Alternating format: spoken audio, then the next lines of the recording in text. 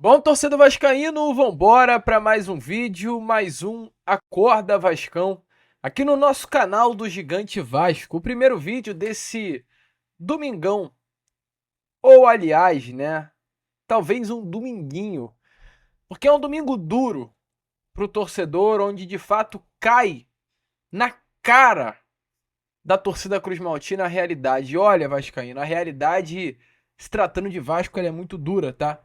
A realidade, ela machuca. E esse tema, inclusive, a realidade, ela foi até o tema principal do pós-jogo de terça-feira passada, após a derrota para a equipe do Botafogo, onde o Vasco, com um elenco muito limitado, enfrenta o melhor elenco, o melhor futebol da América do Sul e é varrido no estádio Newton Santos pelo placar de 3-0. Só que assim como a realidade ela cai na terça-feira contra o Botafogo, ela cai ontem também após enfrentar a equipe do Fortaleza, onde o Vasco ele não toma um vareio, mas é goleado. Mais um 3-0.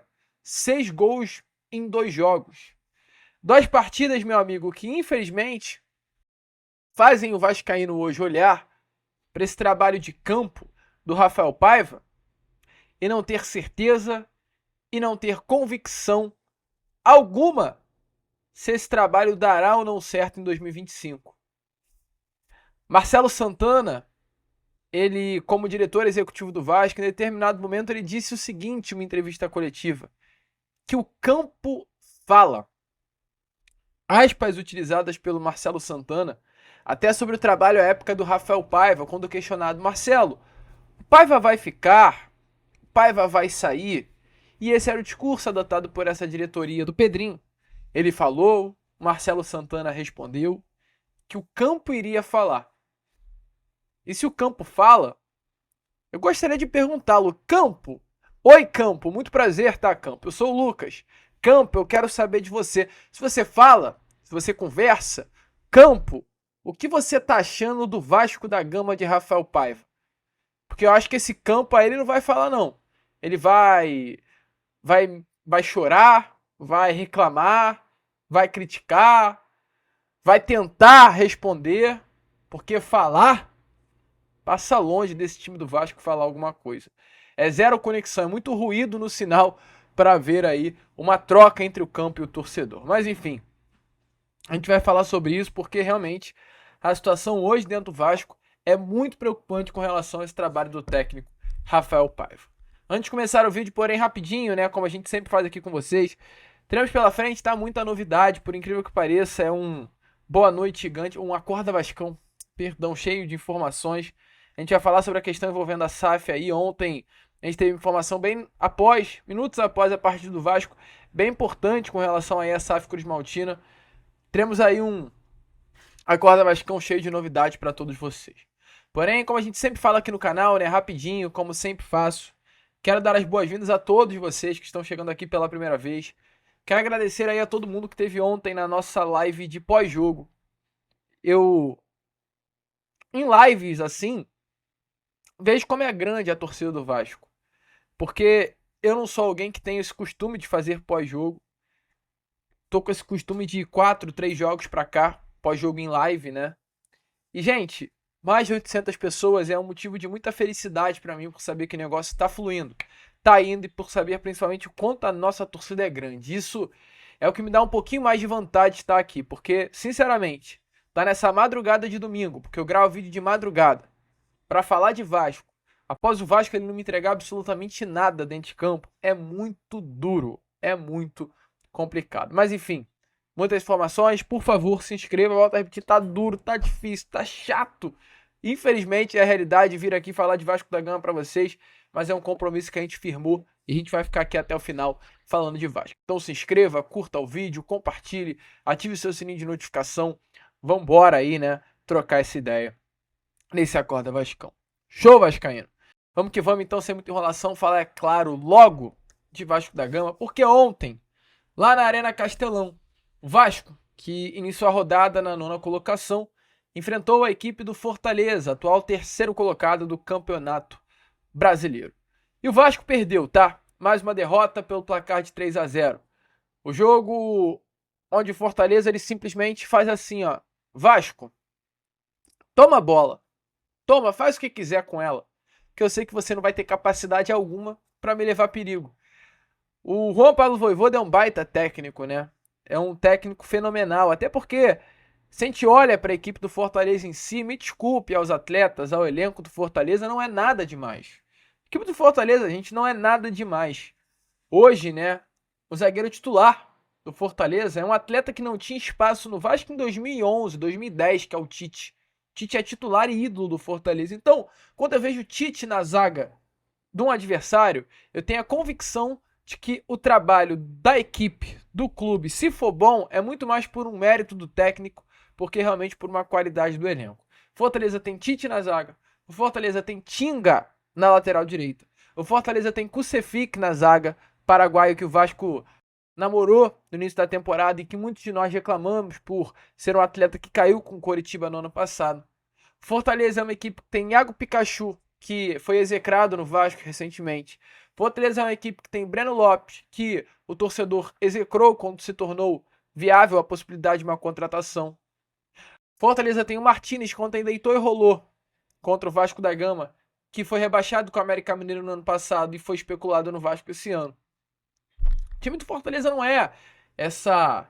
Esqueci aqui o ditado, né? A frase. Mas tem uma marca que se usa, não é esse X todo, né? Não é esse negócio todo, não. O time do Fortaleza. Mas passou o carro. Por quê? Porque tem um técnico competente pra caraca. Eu sou fã do Juan Pablo Vojvoda. Que é alguém que não tem um trabalho. Tem um trabalho brabo, sinistro, com poucas peças no elenco. E o time do Fortaleza, pra mim, não é nada assim de diferença com relação ao Vasco. Pelo contrário, bate parelho. Só que tem um técnico que sabe fazer algo e tem outro que ainda está no início da sua carreira e vai bater de frente com situações como a de ontem. Ontem eu vi muito um jogo de xadrez, né? Quando você pega talvez um adversário menos inexperiente, você vai montando as jogadas para o seu adversário, você vai dando peças para o seu adversário comer no xadrez e vai montando a armadilha através dessas peças. Foi isso que o Fortaleza fez. Foi dando o jogo pro Vasco. Tanto que se a gente vê a posse, Fortaleza termina com 39% da posse. Fortaleza mata o jogo nas transições rápidas, no contra-ataque. E um contra-ataque que nem contra-ataque eu consigo considerar aquilo, porque foi o Breno Lopes dando tapa e o Maicon tentando acompanhar, porque não dá mais. Então, assim, ontem foi um jogo em que, como eu trouxe com vocês lá na introdução do vídeo, a realidade era dura. E a realidade ela caiu pro torcedor vascaíno. E aí, meu amigo, se a gente tem que elogiar o trabalho do Juan Pablo Vojvoda, é impossível não chegar aqui nesse Acorda Vascão e sim, infelizmente, criticar o trabalho do técnico Rafael Paiva. O trabalho do Rafael Paiva hoje, nesse momento, nesse domingo, olha, às 7 horas da manhã, horário que esse vídeo está indo para o YouTube, 10 de novembro, o trabalho do técnico Rafael Paiva, ele é ruim no Vasco da Gama. É um trabalho que, se a gente pega um recorte dos últimos 12 jogos, é simplesmente assustador. Em 12 jogos, são 6 derrotas, 4 empates e 2 vitórias. Um aproveitamento de 27,8%, gente. 10 gols marcados e 20 gols sofridos.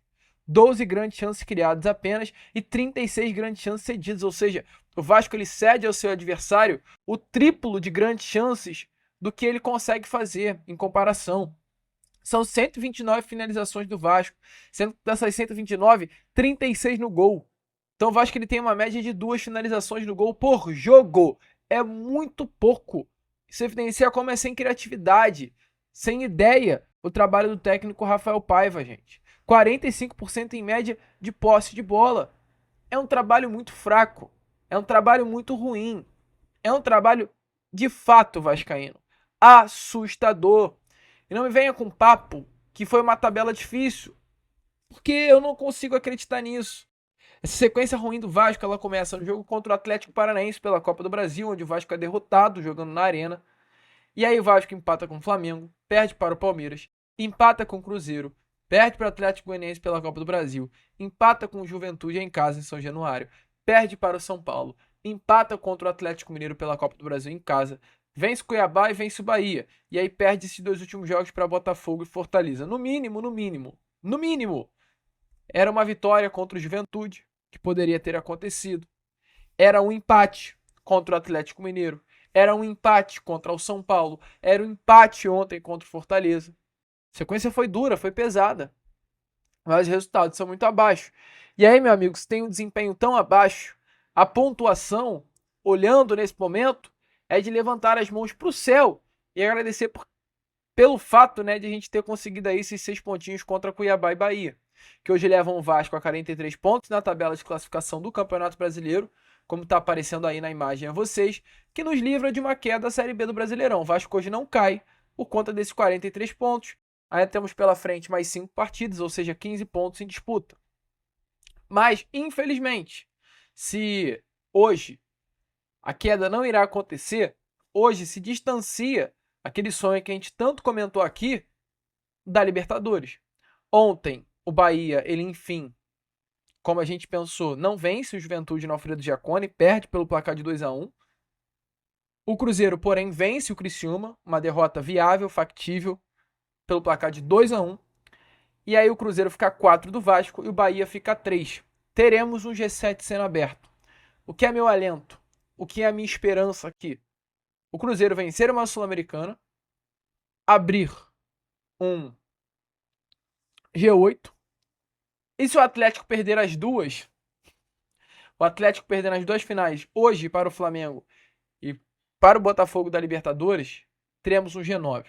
Então, mesmo com o Vasco fazendo as cagadas, a Libertadores ela pode ser colocada no peito do Vasco. É só o Vasco não fazer mais besteira. É só o Vasco não fazer mais besteira. Essa Libertadores, gente, ela está sendo entregue. Ela está correndo atrás do Vasco. É pique-pega. Tá com a Libertadores. O objetivo dela é correr atrás do Vasco. Só que o Vasco, ao invés de partir para cima da Libertadores, ele tá correndo. Tá com medo de disputar uma Libertadores. É completamente surreal. Os resultados ontem ainda conseguiram ser favoráveis porque o Bahia acabou sendo derrotado. E agora o Vasco tem uma sequência e é para vencer, tá? São 5 jogos próximos, sendo que desses 5 jogos que o Vasco terá, 3 são em casa. O Vasco enfrenta o Inter em casa, o Vasco enfrenta o Atlético Goianiense em casa e o Vasco enfrenta o Atlético Mineiro em casa. E tem 2 jogos fora, contra Corinthians e Cuiabá. Se o Vasco conseguir, desses próximos 5 jogos, talvez vencer 3 e empatar 1, o Vasco consegue ultrapassar o Bahia, com 10 pontos em 15. Com 4 vitórias, o Vasco com toda certeza ultrapassará o Bahia e ficará nessa 8ª, nessa 7ª colocação. Cabe ao Vasco. Jogos contra o Atlético Goianiense, contra o Inter em casa e contra o Atlético Mineiro em casa é obrigação ganhar. Inter, Atlético Goianiense e Atlético Mineiro. E aí é jogar pro alto e pensar numa vitória contra Cuiabá ou Corinthians. Vencendo 4 dos 5, o Vasco estará na Libertadores de 2025. Mas com esse desempenho, eu tenho muita dúvida se terá capacidade para fazer essa pontuação. E aí o Paiva foi, é claro, questionado ontem exatamente por conta disso. Por que uma queda de desempenho tão brusca? Por que mais uma partida em que o Vasco não joga? Entra em campo para ver o adversário jogar. Porque um desempenho, me desculpe, Paiva, nas palavras, tão porco como é hoje o do Vasco. E o Paiva respondeu isso daí, que vai aparecer na imagem a vocês. Bom, sobre a dificuldade a gente sabia que era enorme, né? O nosso 4º jogo contra o Fortaleza, né? Todos os jogos foram extremamente competitivos e difíceis, né? E a gente sabia que eles têm uma motivação que é ainda brigar pelo título, né?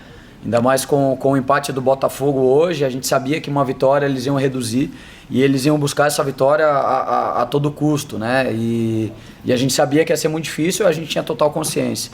A respeito do saldo de gols, nos incomoda muito, né? Porque a gente tinha conseguido equilibrar muito isso. A gente sabia que a gente precisava equilibrar defensivamente para a gente conseguir competir mais. E eu acho que a gente equilibrou, mas a gente tem ganhado jogos com 1 gol, 2 gols de diferença e tem perdido principalmente esses 2 últimos, que saiu muito do nosso controle, né? Não é comum e nem deve ser a gente perder com 3 gols, né? Só aí são 6 gols, né? A gente precisa voltar a estar equilibrado, a gente tem total consciência disso. Precisamos voltar a equilibrar a nossa equipe defensivamente para a gente ser mais forte, para a gente tentar buscar os pontos lá nesses 5 jogos que faltam. Bom, torcedor vascaíno, então, como vocês viram aí, né? Essas foram as palavras do técnico Rafael Paiva. Alô, Paiva, se liga, tá? Porque, como a gente falou muito ontem no pós-jogo, talvez o teu trabalho não esteja tão garantido assim para 2025 não, amigão. Com essa bola, com esse desempenho, melhora não. para ver se no ano que vem você não cai e vem outro no seu lugar. Porque, infelizmente, hoje o Vasco não joga bola alguma para ter o trabalho de Paiva garantido em 2025. Mas enfim, vascaíno, vamos partir para outro assunto, vamos deixar um pouquinho o que aconteceu ontem de lado, porque a gente tem informações para fechar aqui esse Acorda Vascão a você com relação a uma decisão judicial dada ontem. Logo após a partida a gente teve essa informação. O Matheus Guimarães, e olha que loucura, né? O Gabriel Guimarães, que loucura, Guima. Parceiraço meu, uma informação dada por ambos, tá? Que a Justiça do Rio de Janeiro marcou o julgamento do agravo que a Vasco da Gama SAF moveu no processo envolvendo a associação e a 777 Partners. Esse processo, tá, foi movido de fato pela Vasco da Gama SAF, mas foi um processo movido lá em meados de maio, quando ainda se tinha na SAF o CEO Lúcio Barbosa. É importante lembrar que após dias, né, dessa iniciativa feita pela Vasco da Gama SAF, houve uma grande reformulação, uma grande mudança. Sai Lúcio Barbosa, sai a Cátia dos Santos, que à época era a SFO, ou seja, a diretora financeira, sai outros profissionais também. Houve-se uma grande reformulação na Vasco SAF. Naquele momento havia uma divisão, né?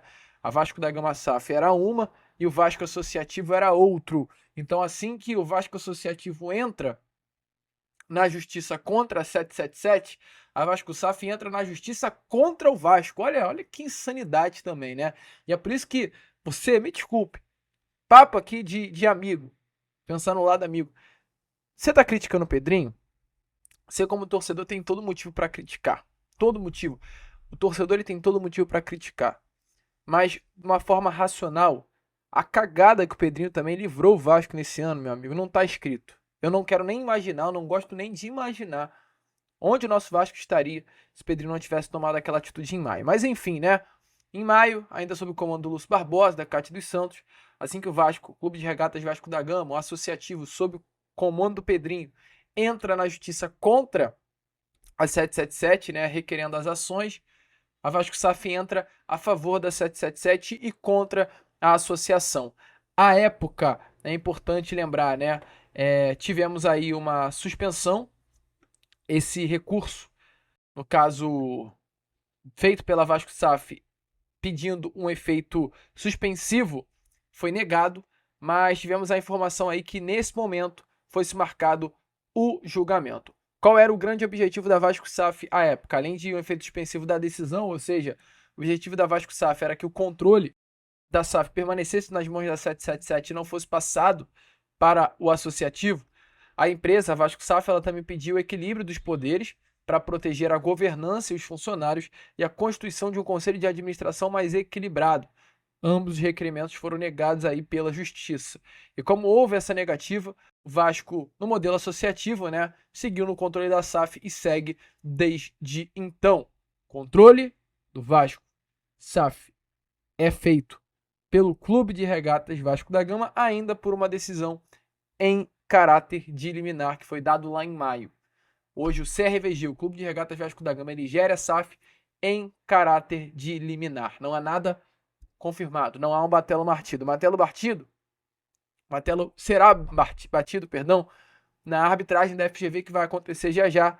A arbitragem aí já está praticamente sendo definida, né? Já temos todos os 3 árbitros escolhidos, um árbitro escolhido pela 777, outro árbitro escolhido pelo Vasco e o terceiro árbitro, uma mediação onde o árbitro de um e de outro sentaram, se reuniram e escolheram esse terceiro nome. Show? Então, ó, tudo fechado, tudo certinho.